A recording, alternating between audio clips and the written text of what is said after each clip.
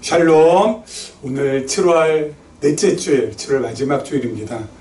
우리 7월 한 달이 비 오다가 햇빛 쨍쨍 났다가 또 비가 또 아주 그냥 엄청나게 폭우 쏟아졌다가 그러다가 다시 또 폭염 왔다가 뭐 이렇게 폭우 폭염 그렇게 그냥 이 하루하루가 그러한 반복을 몇 번 거듭하다 보니까 7월이 그냥 지나가게 되는 것 같습니다. 와, 참 시간이라는 거 정말 우리 절대 기다려주지 않습니다.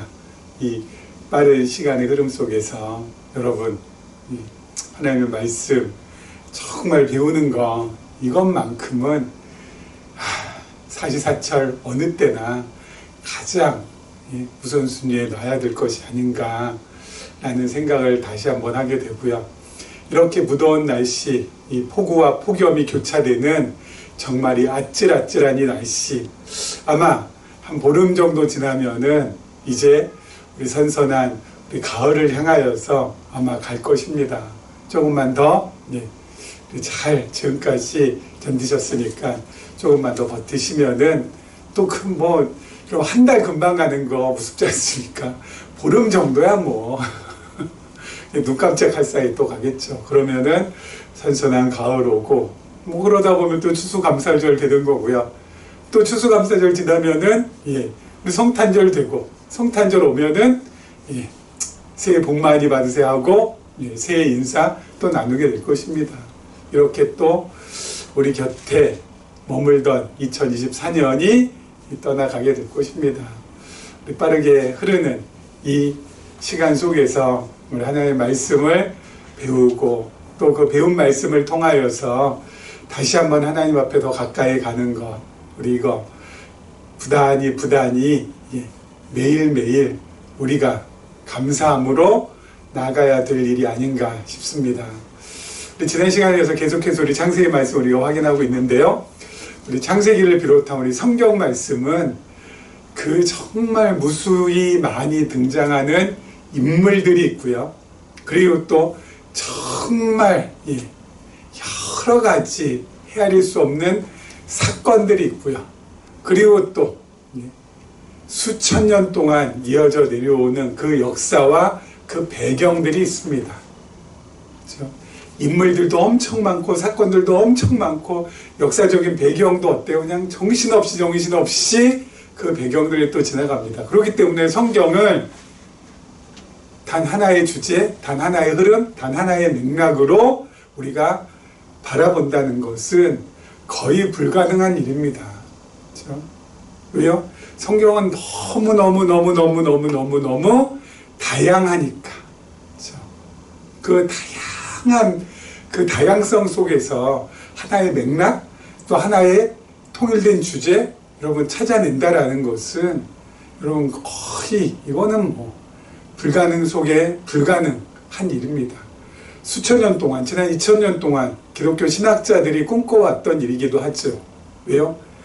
이 성경에는 이렇게 다양한 사건과 인물과 배경들이 있는데 그것을 하나로 꿰 수 있는 그 무언가가 존재할 것이다. 우리 그거 한번 찾아보자 하고 불철주야 밤낮으로 연구하고 공부하고 대를 이어서 또 세대를 이어서 했지만은 아직까지 이것이다라고 밝혀진 것은 없습니다. 그래서 우리 성경은 하나의 일관된 주제를 가지고 진행되는 말씀이라기보다는 다양한 주제가 있는 다양한 인물이 있는 그러한 정말 그냥 다양한 책이다. 이런 식으로 지금 결론이 나려고 하고 있습니다. 그런데 너무 감사하게도 이런 시대에 우리에게 하나님께서 계시적인 관점이라는 이 정말 놀랍고 귀하고 아름답고 소중한 선물을 주셔서 우리는 성경에 이 다양한 인물, 다양한 사건, 다양한 배경이 있음에도 불구하고 어떻게 해요? 하나의 일관된 주제를 가지고 하나의 일관된 맥락을 가지고 일관된 흐름을 가지고 지금 하나님의 말씀을 살펴보고 있다는 것이 우리에게는 정말 벅찬 감격, 그리고 정말 하나님을 향한 뜨거운 감사를 불러일으키는 그러한 귀중한 내용, 또 귀중한 시간이 아닐 수 없다라는 것을 잊지 않으셨으면 좋겠고요. 우리는 이렇게 지금 계시적인 관점에서 하나의 계시라는, 하나님의 말씀 계시라는 하나의 주제를 가지고, 하나의 흐름을 가지고, 하나의 맥락을 가지고 이렇게 하나님의 말씀을 보고 있지만은, 제가 보기에는 지금 2000년 이 기독교 역사상 앞으로 우리가 지금 보고 있는 이 계시적인 관점, 이 하나의 맥락, 하나의 흐름을 가지고 성경을 볼 수 있는 이러한 일들이 보편화되기까지는 아직도 수많은 시간, 또 수많은 세월이 걸리지 않을까. 아직은 좀 요원하다라는 것을 요즘 많이 느끼고 있습니다. 뭐 그 이유, 너무나도 여러 가지가 이유가 있는데요. 그 중에서 한 두 가지 이유만을 제가 한번 먼저 밝히고 우리 말씀 본문으로 우리 넘어가도록 하겠습니다. 첫 번째는 방법론의 문제입니다. 성경을 연구하는 방법론. 성경을 연구하는데 어떤 방법을 가지고 성경을 연구할 것인가 라고 했을 때, 여러분, 성경을 연구하는 방법을 그냥 일반 학문에서 연구하는 방법을 그대로 차용을 해왔습니다. 일반 학문에서 연구하는 방법론은 뭐냐면요, 여러분, 이 모든 것들을 분리하고 분할하고 분단 짓습니다. 그래서 예를 들어서 화학이다라고 하면은, 화학이라고 하면은 화학 그러면은 일반 화학이라고 해가지고 일반적인 보편적인 내용을 전부 다 공부하고요. 그리고 나서는 어때요? 세부적으로 들어가고 세부적으로. 그래서 화학이라는 학문을 쪼개고 나누고 분리하고 분할하고 해가지고 유기화학이 있고요, 무기화학이 있고요, 그리고 생화학도 있고요, 그리고 고분자화학도 있고요, 그리고 천연물화학도 있고요, 등등등등등등등등등 해가지고 어때요? 다 쪼개고 그래서 어때요? 그 쪼갠 것을 더 또 쪼갭니다. 물리화학도 있는데 더 또 쪼갭니다. 그래가지고 쪼개가지고 어떻게 해요? 깊이 들어가고 주로 이렇게 일반 학문에서는 그렇게 어때요? 어떤 학문에 접근할 때 그렇게 접근하고 그렇게 연구합니다. 그런데 성경도 마찬가지입니다. 우리 신학자들이 성경을 연구할 때 성경을 다 쪼갭니다. 분할 해가지고 크게는 어떻게 해요? 구약신학, 그리고 구약신학으로 쪼개고 신약신학으로 쪼개고, 그리고 구약도 어때요? 쪼개고 신약도 쪼개서 구약은 오경, 그리고 역사서, 뭐 시가서, 뭐 쭉쭉쭉쭉 이런 식으로, 신약은 뭐 요한신학, 바울신학, 그리고 뭐 복음서 신학 뭐 이런 식으로 해서 또 어때요? 쪼개고 그 안에서도 어때요? 더 또 세부적으로 또 쪼개 들어갑니다. 낱낱이 이렇게 다 쪼개면은, 쪼개고 나서는 하나로 이제 통일해야 되는데, 여기가 이제 문제예요. 융합이나 통섭이 안 돼요. 쪼갠 거에 대해서 너무 벽이 견고합니다. 구약신학을 전공하신 분은 신약신학에 대해서 전혀 모르고요, 신약신학을 전공하신 분은 구약신학에 대해서 전혀 모릅니다. 신약신학에서도 복음서 신학을 전공하신 분은 요한신학이나 바울신학에 대해서 전혀 모르고요, 오경신학을 전공하신 분은 시가서나 또는 선지서에 대해서 전혀 모르고, 어때요? 쪼갠 다음에 자기들만의 견고한 벽을 세워놨어요. 그렇기 때문에 서로 통섭이 안 되고 융합이 안 됩니다. 통섭이 되고 융합이 되더라도 일관성과 이 통일성, 그리고 하나의 맥락을 발견하기라는 건 그렇게 쉽지 않은데, 다 쪼개놨기 때문에 이게 하나의 맥락, 하나의 흐름, 그리고 하나의 일관된 주제로 성경 전체를 꿰뚫어 나가기에는 분명한 한계가 있다는 것. 방법론에 있어서 문제가 있어요. 그리고 또 한 가지가 있습니다. 두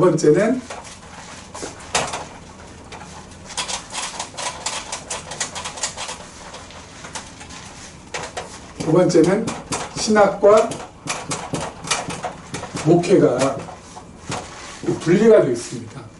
신학은 신학이고 목회는 목회입니다. 신학은 신학교에 가가지고 열심히 구약신학, 신약신학, 실천신학, 뭐 조직신학, 그리고 뭐 역사신학 열심히 전부 다 배우지만은 이것이 목회하고는 전혀 관계가 없어요. 그럼 뭐예요?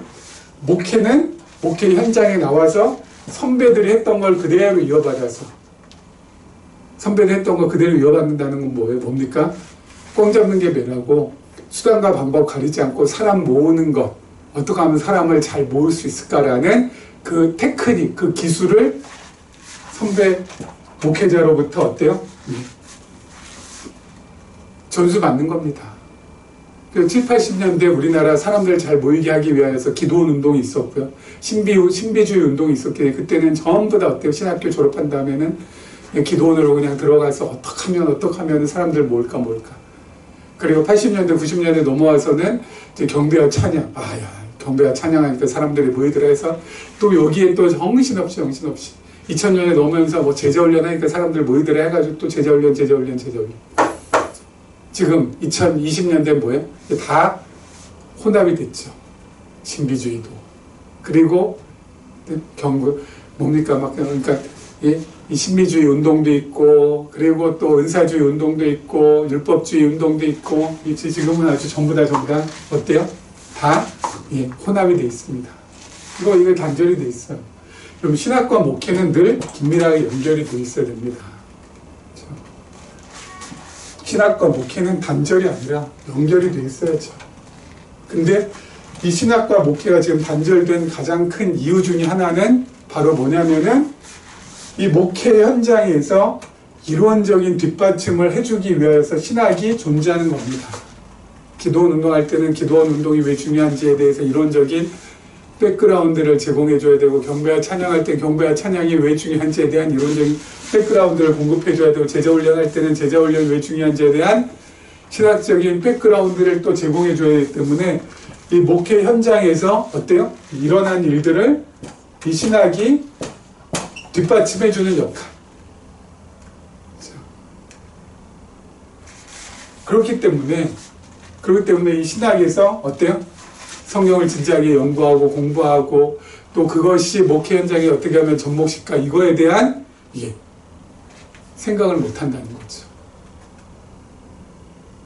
그래서 이 두 가지 이유 때문에 성경 전체의 맥락, 성경 전체의 하나의 주제에 대한 하나의 주제를 가지고 일관되게 흘러가는 그 흐름, 이걸 찾는 것은 정말 요원하다는 겁니다.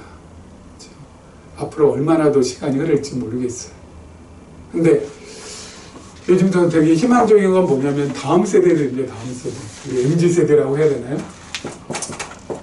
MZ세대들은 뭐 시키면 그대로 안 한다면서요. 다시 뭐 시키면 방문한다면서요. 왜 해야 돼요? 이걸 왜요? 이걸요? 제가요? 뭐 이러면서 방문한다면서요. 그래서 자기가 납득이 되고 이해가 된 다음에 움직인다는 겁니다. 저는 이거 너무너무 좋다고 생각이 돼요. 갈수록 여러분, 우리의 후대들이 우리들보다는 훨씬 더 스마트하고 더 똑똑해지는 것 같아요. 그래서 앞으로는 교회에서도 여러분, MZ세대들이 주역이 됐을 때는 교회에서도 마음대로 이렇게 뭐 하라, 뭐 해야 된다, 이거 못할 것 같아요. 그렇게 하면은, 왜요? 제가요? 그렇게 물어볼 거 아니에요. 그렇죠? 반문할 거 아니에요. 그리고 납득이 돼야지 할 거 아니겠습니까? 그러면 납득시키려면, 이해시키려면 어때요? 잘 또 설명해줘야 될 거 아니에요. 여러분, 교회가 이렇게 질문이 있는 토양으로 바뀌어지기만 한다고 해도 저는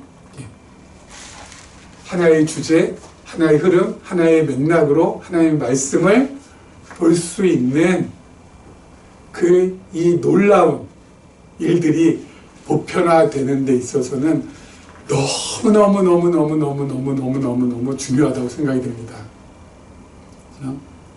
지금 교회라는 동네가 질문이 없잖아요. 그렇죠? 교회라는 동네가 질문이 없는 동네거든요. 그냥 앞에서 일방적으로 선포만 하는 것이지. 이 선포한 것에 대해서 질문을 할 수 있도록 어때요? 만들어주는 그러한 공간은 아니지 않습니까? 근데 그런 공간이 만들어진다면은 저는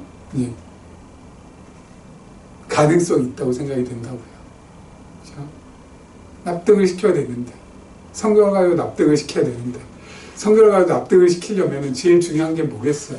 성경에서 하면 이것저것 잡다한 것을 갖다가 하는 것이 아니라 하나의 논리와 하나의 흐름과 하나의 맥락을 가지고 어때요? 이렇기 때문에 이러하기 때문에 이러하지 않은가라고 이야기해 줄 수 있지 않겠어요? 그렇게 되면은 좋아지겠죠. 물론 지금 당장은 아닙니다.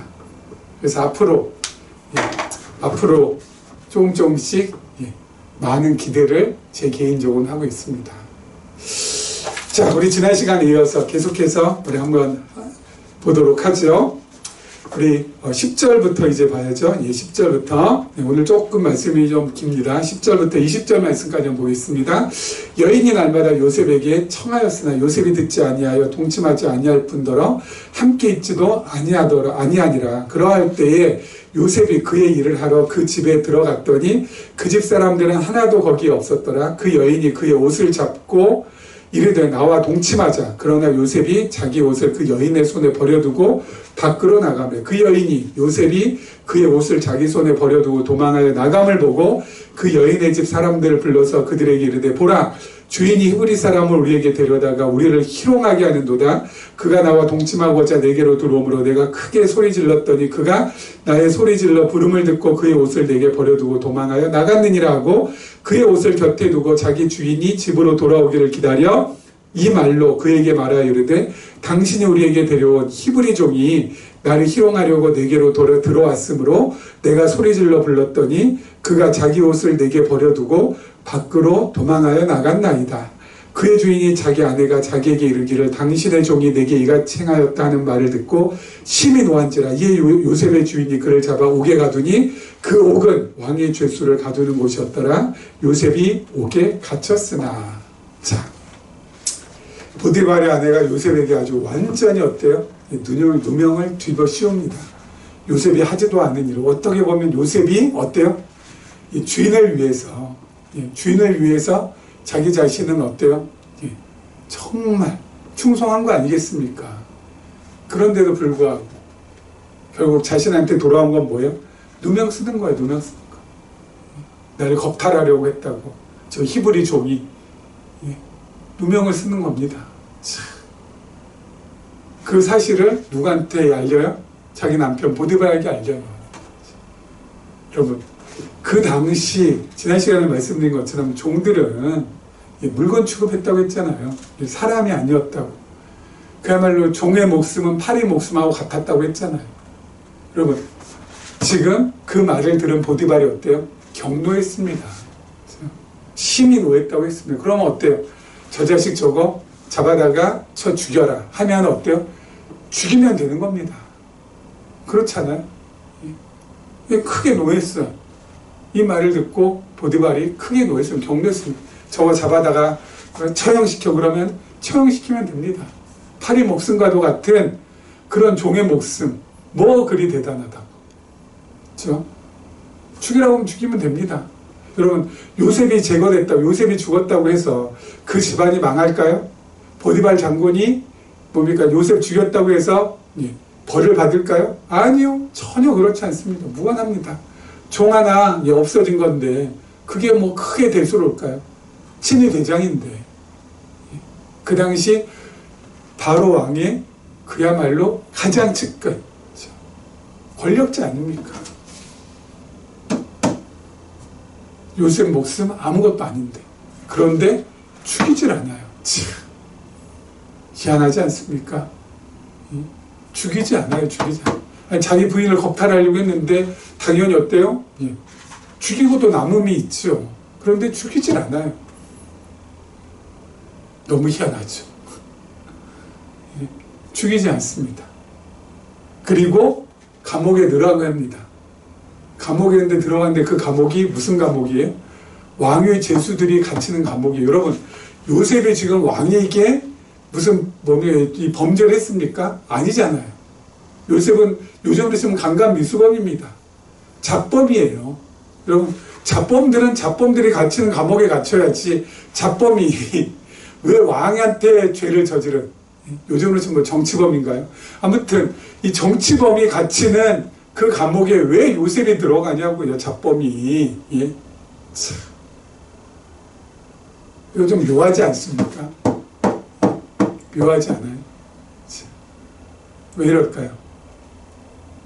그 배후에 보이지 않는 하나님의 강력한 섭리가 있기 때문에 그렇죠. 네.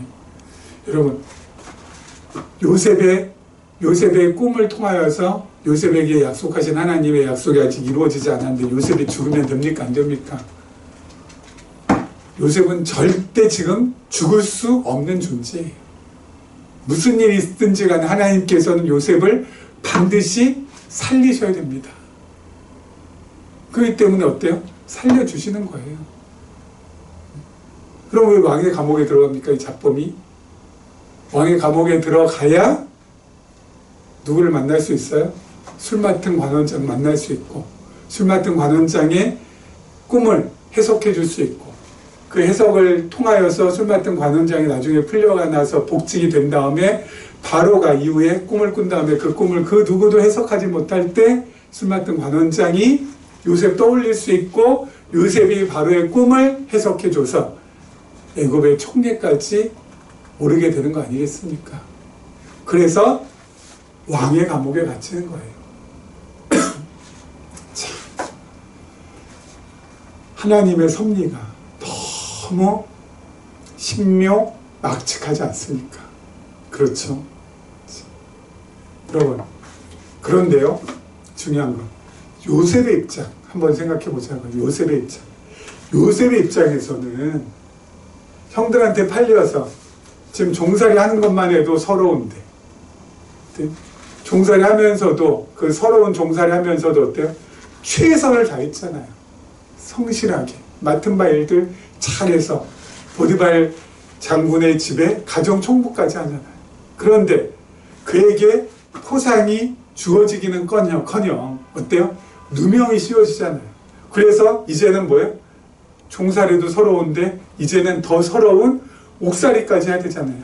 아무런 죄 짓지 않았는데도 불구하고. 요셉의 입장에서는 이건 진짜 가슴 치면서 통곡하고 한탄하고, 이놈의 팔자는 왜 이렇게 사나운 팔자냐라고 하면서 그야말로 한숨 푹푹 쉬면서 살아가야 되는 인생 아니겠습니까? 남들은 앞서가는데 자기는 어때요? 이건 앞서가는 것이 아니라 자꾸 뒤로 물러서는 겁니다. 남들은 위로 자꾸 올라가는 것 같은데 자기는 그냥 땅으로 꺼지다 못해서 어때요? 그냥 땅 속까지 지금 들어가는 것 같아요. 그렇죠? 요셉 입장에서 그렇지 않습니까? 종으로 팔려와 게다가 이제 옥에 갇혀. 이거는 이게 앞으로 가는 겁니까? 뒤로 가도 한참 뒤로 가는 거고, 밑으로 꺼져도 한참 밑으로 꺼지는 거죠. 그런데 하나님 입장에서는 지금 요셉이 뒤로 물러서는 겁니까? 요셉이 막 그냥 땅으로 막 꺼지는 겁니까? 요셉이 자꾸 지금 퇴보하는 겁니까? 요셉 인생에 있어서 요셉이 자꾸 뒤로 물러서고 막 땅으로 꺼져가지고 그냥 더 이상 이거는 살 소망이 없어지는 겁니까? 하나님 입장에서는 뭐예요? 하나님 입장에서는 요셉이 단 한 발도 뒤로 물러선 적이 없어요. 하나님 입장에서. 요셉이 단 한순간도 땅바닥으로 꺼진 적이 없다고요. 왜요? 애굽의 총리로 하나님께서 세우시기 위해서, 그래서 하나님의 약속을 이루시기 위해서 지금 착착착착착착 하나님의 계획대로 어때요? 진행시키는 거잖아요. 그 계획이 지금 뒤로 물러섰습니까? 그 계획이 지금 철수했습니까? 그 계획이 지금 취소가 되었습니까? 아니잖아요. 그 계획대로 지금 한 발자국 한 발자국 한 발자국 앞으로 나가는 겁니다. 그 계획대로 지금 잘 진행되고 있는 겁니다. 하나님 입장에서는. 그렇지 않아요? 여러분, 내 입장이 정답입니까? 하나님 입장이 정답입니까? 하나님 입장이 정답이죠. 요셉은 지금 계속 상승하고 있는 거고 계속 전진하고 있는 겁니다. 그렇죠? 우리도 지금 나의 상황, 나의 처지, 지금 나의 신세만 딱 놓고 보면은 어때요? 암울하고 답답하고 깝깝하고 이거 어떻게 해야 되겠나라는 그러한 한숨이 나올 때가 많이 있을 겁니다. 하지만 그건 내 입장에 불과하고요. 중요한 건 누구 입장이라고요? 하나님 입장. 하나님 입장에서는 결코 우리를 하나님께서 뒤로 물러서게 하신 적도 없고 결코 우리를 밑으로 끌어내리신 적도 없고 계속 우리를 갖다가 지금 어때요? 상승시키시고 계속 우리를 지금 어때요? 앞으로 나아가게끔 하십니다. 하나님의 예비하신 계획에 따라서. 하나님께서 예비하신 계획에 따라서. 그렇기 때문에 지금 보이는 것만 가지고 나 자신을 판단하지 마시라고요. 지금 보이는 것만 가지고 나의 상황을 이렇구나 라고 단정 짓지 마시라고요. 보이지 않는 하나님의 놀라우신 계획에 의해서 내가 지금 인도함 받고 있다는 거. 여러분, 종살이도 옥살이도 이것이 후퇴가 아니고 이것이 내가 정말 땅으로 꺼지는 것이 아니라면 우리는 이것보다는 덜하잖아요. 우리가 뭐 종살이를 해본 적이 있습니까? 옥살이 해본 적이 있습니까? 여러분, 옥살이 종살이가 퇴보하는 것이 아니라면 지금 나의 삶 어떠한 처지에 있든지 간에 우리는 지금 뒤로 물러서는 것, 퇴보하는 거 아니라고요. 우리 지금 바닥으로 지금 밑바닥으로 지금 내려가는 거 아니라고요. 예? 하나님께서 올라가게 하시는 것이고 하나님께서 계속 그 계획대로 착착착착 앞으로 전진시키시는 거라고요. 그렇기 때문에 오늘도 다시 한번 소망을 안고 하나님을 향한 마음 추스리시면서 다시 한번 일어서시기를, 다시 한번 힘을 내주시기를 간곡히 부탁을 드립니다. 자, 그 다음 절 한번 보도록 하겠습니다. 그 다음 절 우리 21절부터 23절 말씀까지입니다. 여호와께서 요셉과 함께 하시고 그에게 인자를 더하사 간수장에게 은혜를 받게 하시며 간수장이 옥중 죄수를 다 요셉의 손에 맡김으로 그 재반 사물을 요셉이 처리하고 간수장은 그의 손에 맡긴 것을 무엇이든지 살펴보지 아니하였으니 이는 여호와께서 요셉과 함께 하심이라. 여호와께서 그를 범사에 형통하게 하셨더라. 아멘. 요셉은 종살이 할 때도 가정 총무를 맡아서 했었고요. 그리고 옥살이 할 때도 재반 사무를 맡아서 하는 사무장의 역할을 합니다. 왜 요셉이 이런 역할을 하게 됩니까? 하나님께서 준비시키시는 거라고 했죠. 하나님께서 준비시키신다고. 무슨 준비요? 총리가 되었을 때 요셉이 어때요? 출납 상황도 잘 알아야 되고 그리고 행정 업무도 잘 알아야 되지 않겠습니까? 이 출납이 뭔지, 이 행정이 어떻게 돌아가는지 그런 거에 대해서 전혀 감이 없다 그러면은 여러분 7년 흉년 이후에 7년 풍년인데 어떻게 풍년 때 얼마나 거둬들이고 그리고 흉년 때는 어떻게 방출하는지에 대한 이 마스터 플랜이 짜지지 않을 거 아닙니까? 그러면은 여러분 흉년 들었을 때 요셉의 가족들은 어때요? 그냥 굶어 죽을 수밖에 없어요. 왜요? 요셉이 총리가 됐다 할지라도 총리가 무능해가지고 예? 총리가 무능해가지고 예? 풍년 들었을 때 그냥 흥청망청하다가 흉년 들어가지고 대비가 안 됐을 거 아니에요. 그러면 어때요? 다 죽어요. 다 죽어요. 다 죽어요. 그러면 안 되니까 하나님께서 잘 지금 어때요? 예. 종살이 할 때도 옥살이 할 때도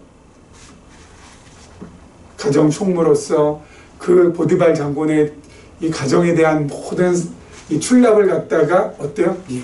잘 감당할 수 있도록 하시고 옥에서도 재반 사무를 갖다 행정 업무를 잘 또 처리하게 하셔가지고 잘 지금 어때요? 준비시키시는 겁니다.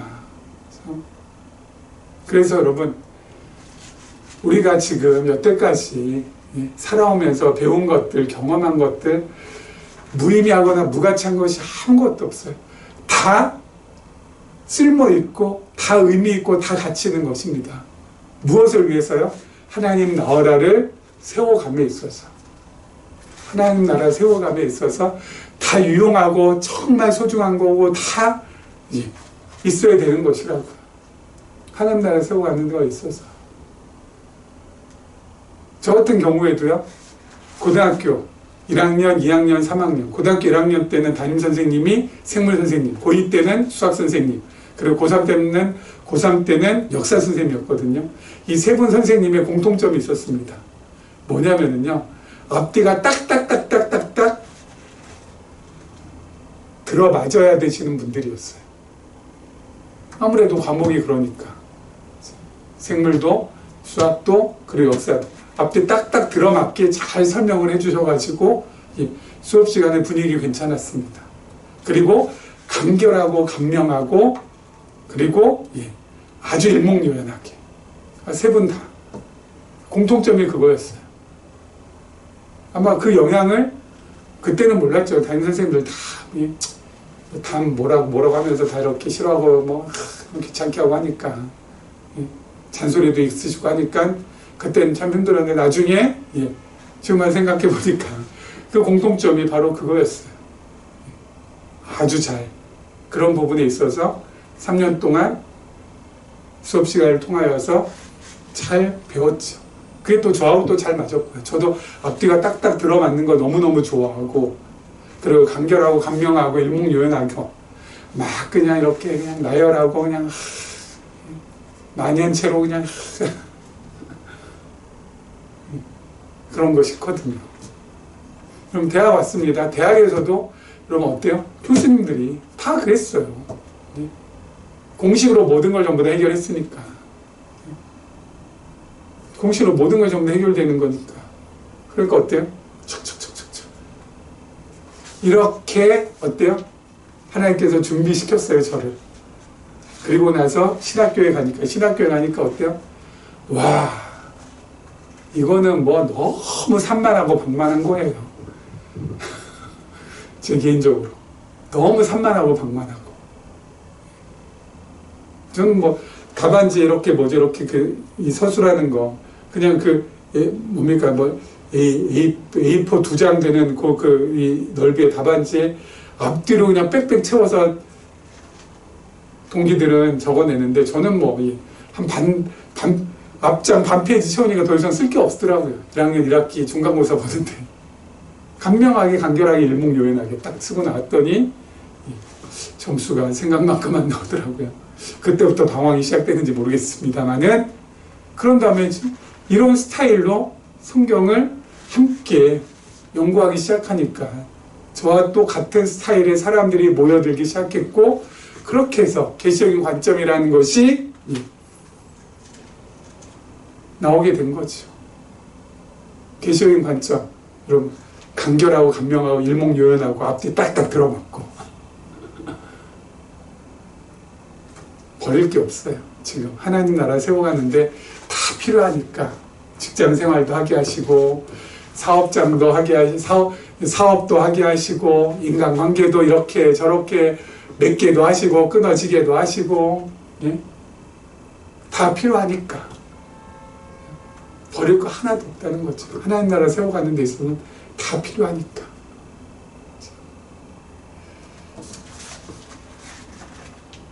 자, 그 다음에 오늘 말씀에도 또 어때요? 형통하셨더라. 형통하게 하셨더라. 참, 여러분, 형통하게 하셨더라. 종살이 할 때도 형통하게 하셨고, 옥살이 할 때도 형통하셨고, 똑같은 질문. 좀 종살이 할 때 형통하다는 것은 뭐예요? 종살이에 세방돼야지 형통한 거고, 감옥살이 할 때 형통한 것은 감옥에서 풀려나야지 형통한 건데, 감옥 생활을 아무리 편하게 한다 해도 감옥이잖아요. 감옥 생활에서 형통하게 해봤자 그건 감옥이잖아. 뭐가 형통하다는 거예요? 특히 여러분 시편 105편 17절 18절 말씀 제가 한번 읽어볼게요. 그가 한 사람을 앞서 보내셨으며 요셉이 종으로 팔렸도다. 그의 발은 착고를 차고 그의 몸은 쇠사슬에 매었으니. 발은 착고를 차고 몸은 쇠사슬에 매었대요. 여러분, 발에 착고 차고 몸 쇠사슬로 매어 있는데 형통해봤자 얼마나 형통하겠냐고요. 이게 그리고 뭐가 또 형통이야? 예? 형통하대요, 형통하대. 뭐가 형통할까? 우리 지난 시간에도 요셉이 이러이러해서 형통합니다. 여호와와 함께 하셨으니. 그래서 여호와와 함께 하셨을 때 여호와께서 함께 하셨다라는 것에 대해서 제가 말씀을 드린 적이 있습니다. 그래서 여호와께서 함께 하심으로 요셉은 형통했다라고 설명을 드렸는데, 우리 시편 105편에 보니까요, 이렇게 형통했다라는 것을 두 가지 이유를 들고 있습니다. 19절에 나와 있습니다. 첫 번째가 곧 여호와의 말씀이 응할 때까지니라. 여호와의 말씀이 응할 때까지. 여러분, 요셉이 죽을 때까지 옥살이 한다는 것이 아닙니다. 요셉이 발에 착고 차고 그리고 쇠사슬에 몸에 쇠사슬에 매어 있는 이 옥살이라는 요것이 뭔데요? 하나님의 말씀이 응할 때까지. 무기한이에요? 유기한이에요? 유기한. 기한이 정해져 있다고요. 그 기한 딱 되면 어때요? 착고에서 풀려나고 쇠사슬에서 풀려난다고요. 그 기한. 하나님의 말씀이 응한다는 건 바로 뭐예요? 언약이 이루어질 때. 근데 그 언약이 어디서부터 이루어지기 시작합니까? 감옥에서부터. 술 맡은 관원장 꿈을 해석해 주는 때부터 어때요? 하나님의 언약은 이루어지기 시작하지 않습니까? 여러분, 아무런 기약도 없이 묶여있는 것과 딱 기한 있게 묶여있는 것하고는 완전히 다릅니다. 완전히 달라요. 감옥에서 삶이 달라질걸요? 그렇지 않습니까? 아, 이때까지만 견디면은 끝이야. 그거하고 언제 끝날지 몰라. 이거하고는 하늘과 땅 차이 아니겠습니까? 다 기한이 정해져 있다고요. 요셉만 그런가요? 우리도 그래요. 캄캄한 터널을 가는 것 같지만, 그래서 이런 어려움 저런 어려움도 겪고 있지만 터널은 반드시 끝이 있습니다. 터널 끝이 있다고요. 요것만 지나면은 어때요? 광명한 빛 가운데로 나오게 된다고요. 그래서 어때요? 견딜 수 있는 것이고 버틸 수 있는 것이고 참을 수 있는 것 아니겠습니까? 그리고 또 한 가지, 그의 말씀이 그를 단련하였도다. 옥에 있으면서 또 종살이 하면서 요셉은 단련받습니다. 하나님의 자녀들에게 오는 모든 어려움 그리고 모든 고난, 고통, 뭐예요? 하나님께서 단련시키기 위해서, 단련시켜서 정금같이 만들어내시기 위해서. 잘 단련받아야 어때요? 하나님 더 가까이 하고 하나님 더 의지하고 하나님 더 붙들고, 하나님만이 하나님이십니다. 하나님이 나의 아버지십니다. 하나님이 나의 전부이십니다. 이 고백이 나오는 거예요. 잘 단련받아야. 그렇지 않아요? 단련받은 사람이라야 하나님을 향한 진실되고 절실한 고백이 나오는 겁니다. 그리고 그 고백은 나로 하여금 어떻게 만들어줘요? 그 고백은 나로 하여금 형통하게 만들어준다고요. 형통하게.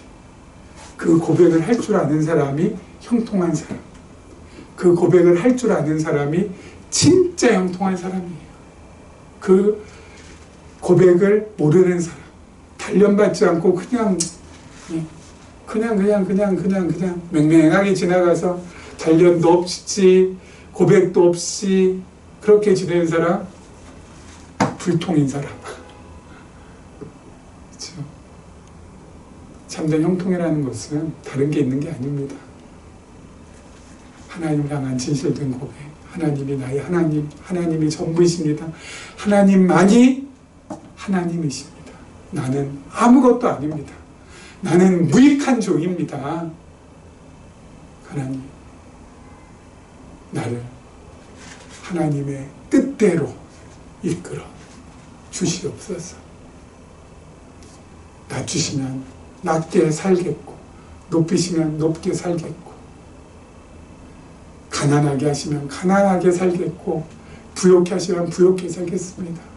하나님 마음대로 나를 이끌어 가시길 원하나이다. 그 고백을 하는 사람이 진짜 형통한 사람.